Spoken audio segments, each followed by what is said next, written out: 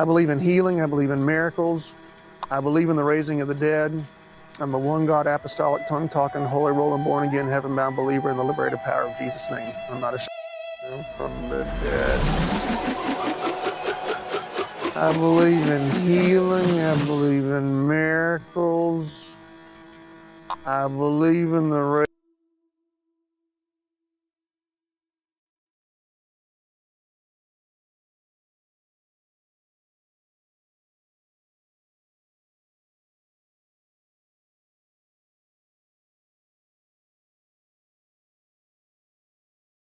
I believe in healing. I believe in miracles. I believe in the raising of the dead. I'm a one God, apostolic, tongue talking, holy rolling, born again, heaven bound believer in the liberated power of Jesus' name. I'm not ashamed. I don't know what the correct response is, right? Am I supposed to stay home and cry? Am I supposed to go out with my friends? Am I supposed to go to a bar and drink? I don't know what the right thing is. Right?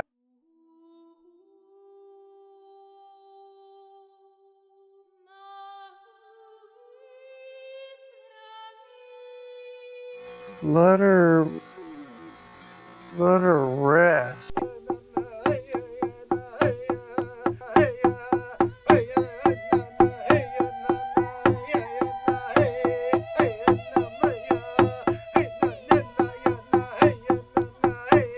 She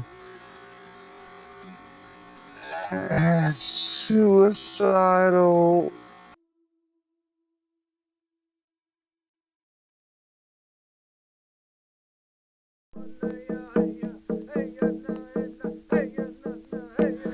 She went to Dick's pawn shop before.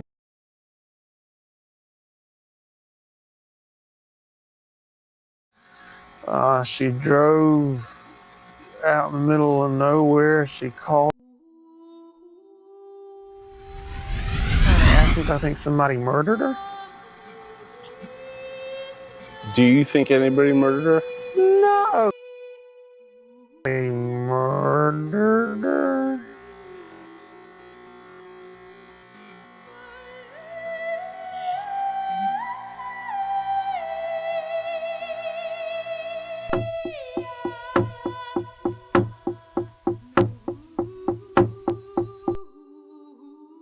They murdered her.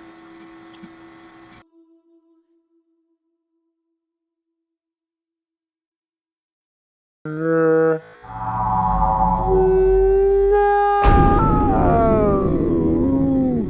I'm probably going to kill myself. I'm probably going to just go to heaven and be with her and be done. That's God. Then I thought, you know what? Micah wouldn't want me to preach. That's exactly what she'd want me to do. She'd be telling me to do it. She'd be trying to force me to do it. The announcement was made, and of course, I'm not in a clear thinking frame of mind. I mean, it's like, it's not like I'm, kumbaya and got it all together. I said what I said because I didn't want them to think that it was because she's a bad person, or I wanted them to know, like, if Micah does anything that's out of character, it's because of her mental illness. It's not because of her. Like, she's a wonderful woman, full of integrity. When she's on her medicine, she's black and white, does the right thing, does not like the wrong thing being done. Off medication, she's a totally different person, and I didn't want them to see her as someone that was bad. So I preached, and then at the end of the sermon, when I made the announcement was made, and of course, I'm not in a clear thinking frame of mind. I mean, it's like, you know, I said what I said because I didn't want them to think that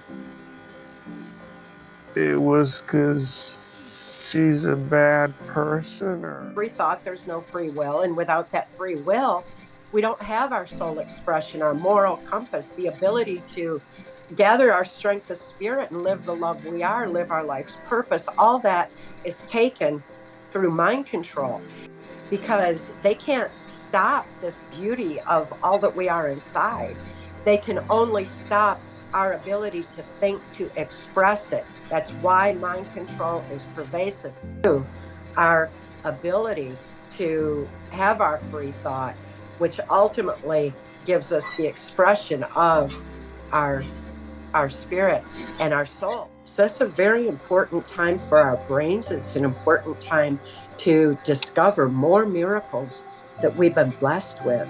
And it, you know, we just need plenty of good sleep to do it. So we take the time for that, not have to jump up with an alarm clock, to be able to sleep as long as we need, whether it's 8 hours, 10 hours, or 4. People are different, but as long as it's the full sleep, that allows for us to be healthier in body, mind, and spirit. When I started having night terrors, I kept a pen and a paper beside the bed, and I would make a note of those. And I found that by making note of them, shut them off the same way that making note of intrusive memory flashes would stop that flashing, and allow for me to write out the memory in full. And so now, it was my experience to heal. I am not bound by laws of sedition. That information is in PTSD time to heal. And it reminds us all that we can reclaim all of that. We just need to remember. We need to remember how to take care of ourselves, how to nutritionally listen to our bodies, and feed our bodies, to drink enough water, to get enough sleep, restful sleep. That's an important one too. And many survivors have endured sleep deprivation.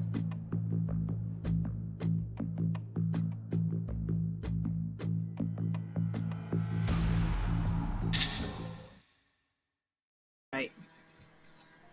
Good morning, everybody. So glad you could join me. This is Chevy Cool Lady at Chevy Investigates and Opinionates. I present to you this video today so that you might look at things from a different perspective. Sometimes if you just speed things up or slow things down, it kind of throws a whole new light on something that you might have seen a million times before. That's why I had JP repeating so many things that we've heard so many times. I got a little fixated, and I just started noticing the micro expressions, the terms, the tone of his voice. Ugh. Well, anyway, many people have been damaged by their own personal JP. And many people have been damaged by JP too. And the purpose is to make progress. The purpose is to move on and not remain so completely damaged, so completely destroyed by the narcissist's wake. I have some excerpts I'm going to share with you from the Screw Tape Letters by C.S. Lewis. This is actually fascinating because it's a teaching that comes from a different perspective, and I'll put a little bit more about that later. Let me just go over some of the bullet points before we watch. Now, a narcissist pretty much 100% of the time is going to prey on somebody with a very big heart, an empath. It's almost the more volatile a narcissist is, the more sweeter the empath. And that's the type of person a narcissist can control very easily because they're loving, they're forgiving, they think the best. And the thing about it is, the empath is not wrong for displaying such godly love, but there does need to be a temperance. There needs to be a temperance and a judgment of what's holy and what's not holy, what's acceptable to God and what's not. And God has to come first. And that narcissist is going to vie for that attention and want to be the idol on the altar of your worship. He will place himself there, or herself.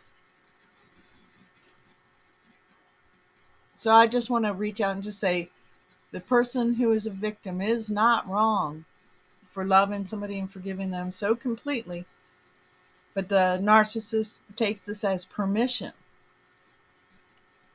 to pretty much walk all over that empath. Now, one thing that you'll notice about a narcissist is that when you set a boundary, They do not like it. And if you stand firm, they will quickly move on without you. They don't need you. They don't want you. You're really not a part of their life. They're just using you. And everybody says it, and you know it.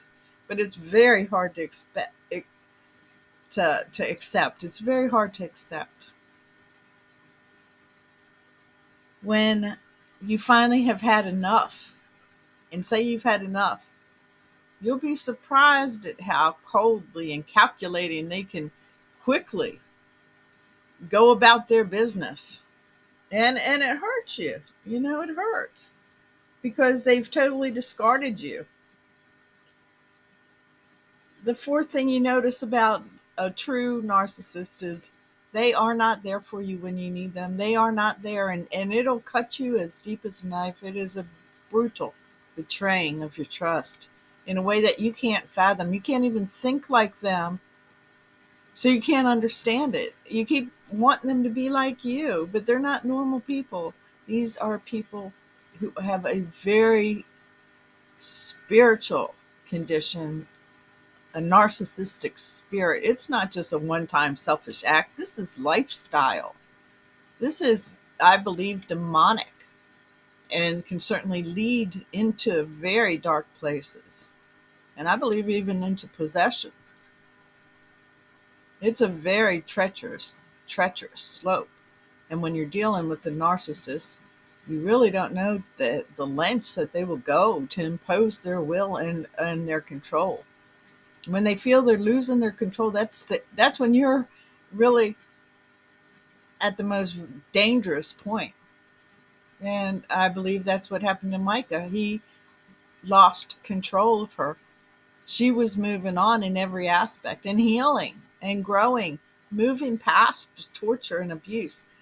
And I believe he just couldn't let it go without putting his hand into it.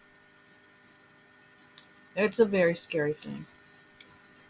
Now, in our moments of despair, when we turn to God, he delivers us from the hand of these type of people. That victim is not to feel foolish for believing and trusting again and forgiving and going back. We see how Mica got away. She went back to Kansas, and then she went back to him. I wish she had stayed out there, but she didn't, and the things played out as they did right up to her death. But those of you who are listening to this today do not have to go down that path. You decide where your own bottom is. You decide this is rock bottom where I'm at today. I'm not going any further down. I'm moving up from here. And once you decide that, you have regained your power. And now it's just a matter of remembering how to heal and getting yourself safe and putting yourself in a place where you can heal. My advice is if things have gotten physical, it's time to go. You got to get out of there. Don't even stay there another minute. It's not worth it. Once things get physical, it doesn't go back from what I have seen. Now, the narcissist has moments where they are amazing. They can be so charming, so loving, so everything great. But that's when they're getting their way. When their needs are met. Oh, they are just lovely. When they have their way, they couldn't be better. But when they have a need and they expect you to fulfill it, oh boy, that's when their true nature comes out. They can even be caught fulfilling their own personal needs, get caught red-handed, and then come out with the most absurd, ridiculous excuses.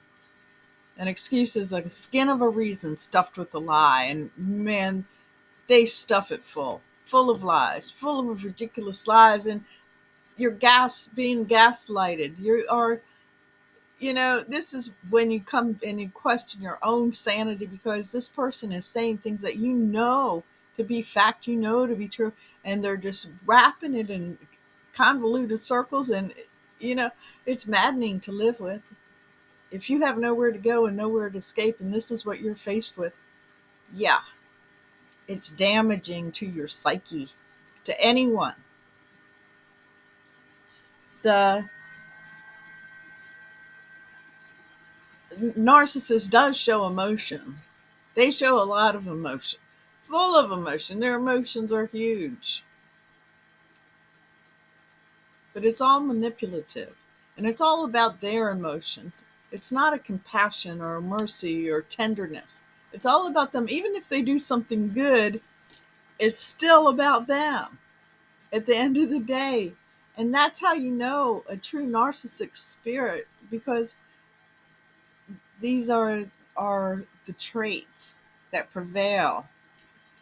And I'm going to go ahead and turn on a reading um, by Mr. Lewis. I'm going to include, of course, the links to all the segments that I've clipped from today.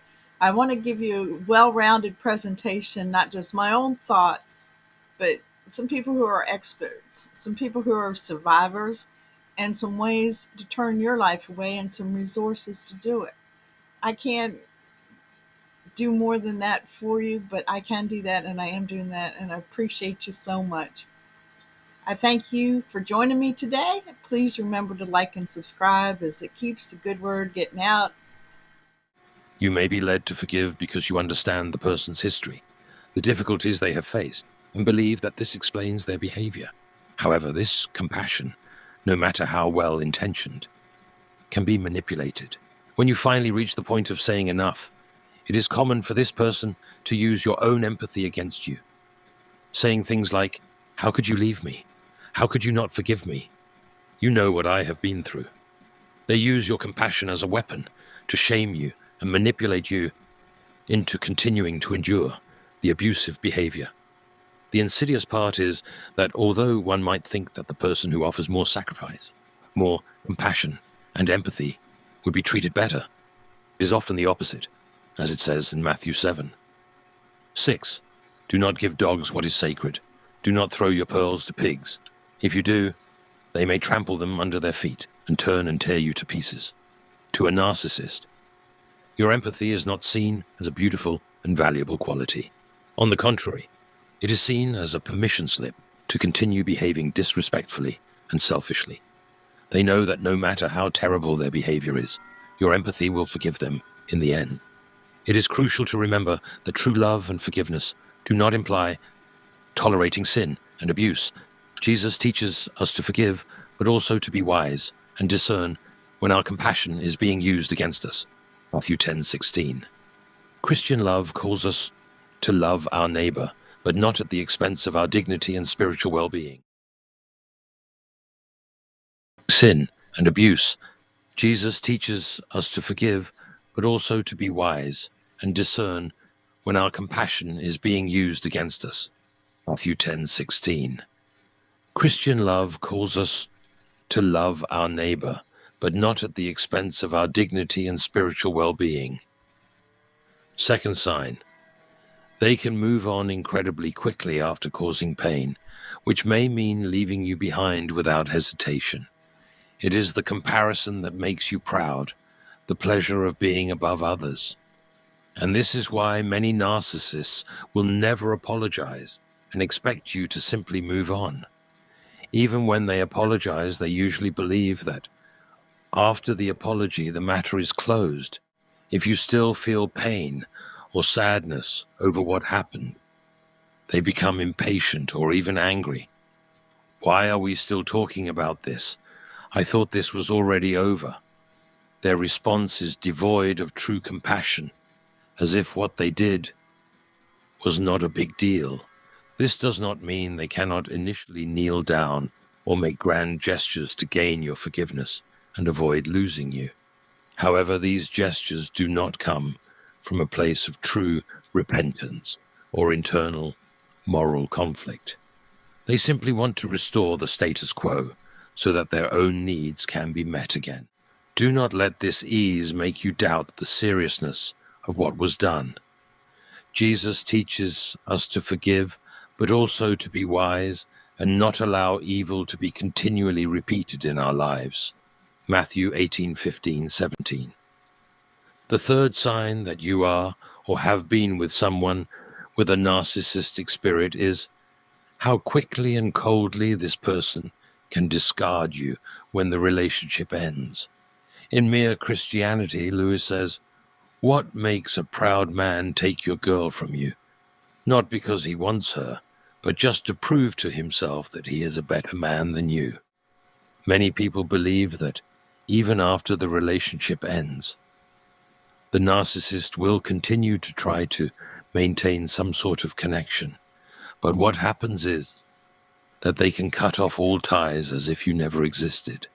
This only changes if they can still extract something from you, such as validation or adoration.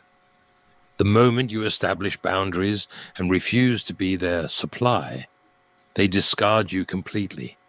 For those who have invested so much in a relationship, whether by building a life together, creating a family, or sharing years of history, this ability to cut ties so quickly is deeply disorienting. It is as if everything you believed about the relationship was an illusion, which can be the final blow, like gaslighting that makes you question if everything was just a figment of your imagination, or sharing years of history. This ability to cut ties so quickly is deeply disorienting. It is as if everything you believed about the relationship was an illusion, which can be the final blow, like gaslighting that makes you question if everything was just a figment of your imagination. However, despite the pain, it is essential to remember that the love you felt was real. Even if the relationship was not what you thought it was, your feelings were genuine. The good news is that this love, this ability to love, is still with you. No one can take that away from you. And now you can direct that love to a place where it will truly be deserved. In other words, something inside us, the resentment, the feeling that wants revenge, must simply be eliminated. No matter what stage of life you are in, it is never too late to redirect that love to something that will flourish and bring beauty to you and those who truly matter. The Bible teaches us in 1 Corinthians 13:7 that love always protects, always trusts, always hopes, always perseveres. This verse reminds us that true love, the love that comes from God, is patient and enduring.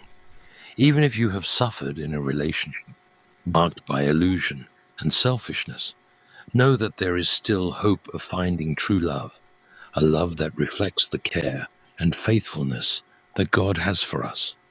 Now you have the opportunity to direct your love to where it will be valued, and now you have the opportunity to direct your love to where it will be valued and where it can grow and bear fruit in your life.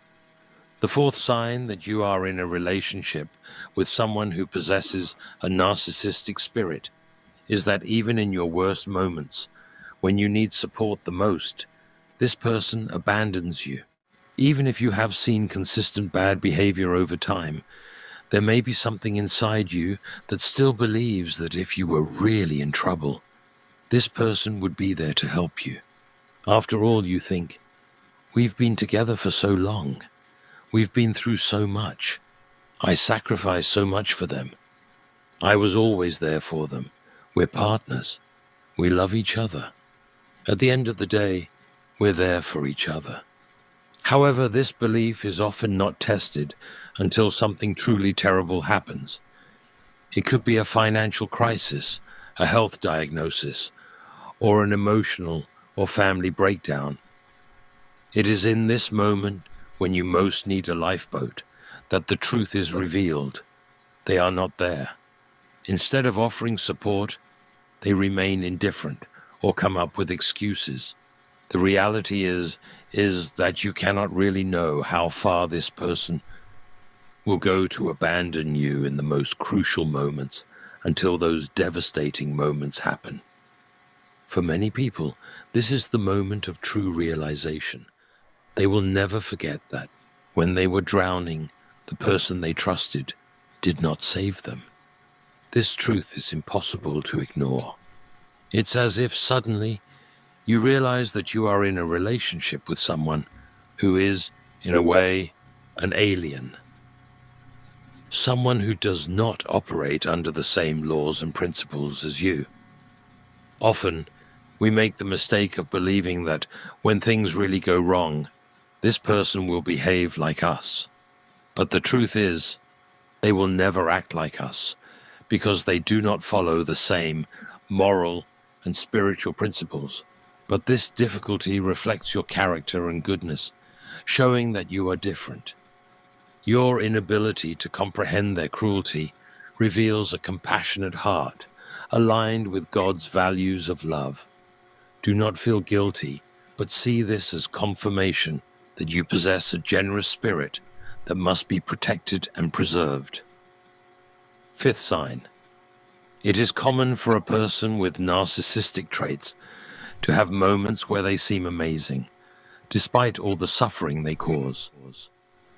In Screwtape Letters, Lewis says, "Cruelty is shameful, unless the cruel man can represent it as a practical joke."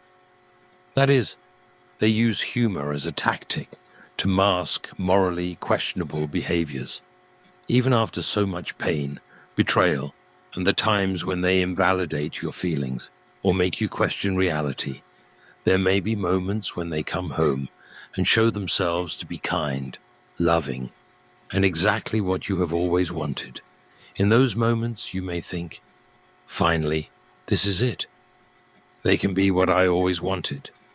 And then you begin to try to maintain this behavior, believing that if you can, you will have the relationship of your dreams.